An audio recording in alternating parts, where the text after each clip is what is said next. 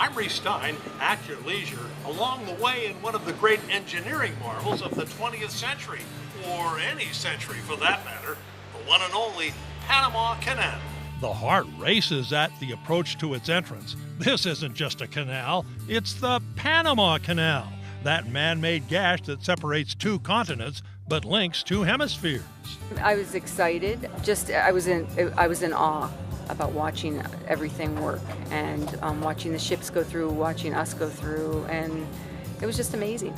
It's one of those once-in-a-lifetime bucket list experiences, watching the massive gates gradually swing open and closed, and millions of gallons of water flooding the chambers, gently lifting mammoth ships 85 feet through two sets of locks so ships can cross mid-continent mountains.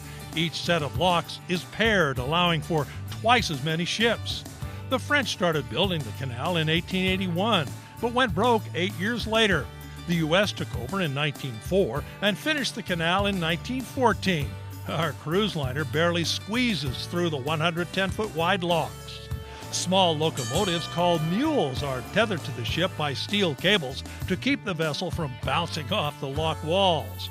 3 years ago, much larger locks opened alongside the original, allowing for mega cargo ships, half again as wide.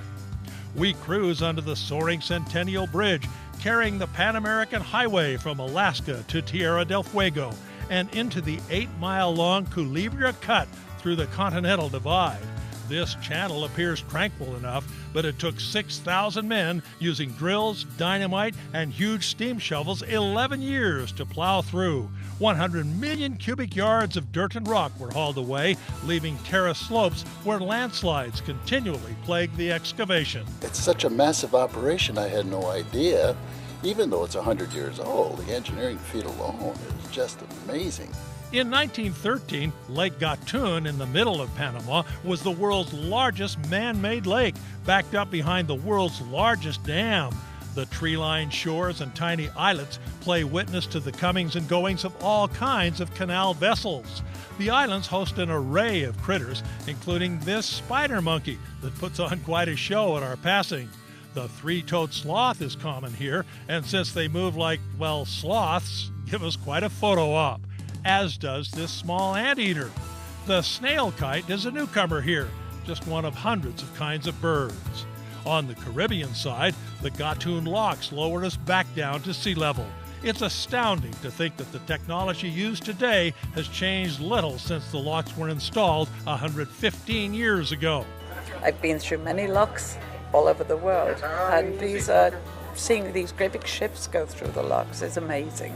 Our 50-mile-long transit ends on the Atlantic side near the port of Cologne, named for Christopher Columbus, who, when he passed by here in 1502, couldn't have imagined anything like this. Reece at your leisure, along the way on the Atlantic side of the Panama Canal.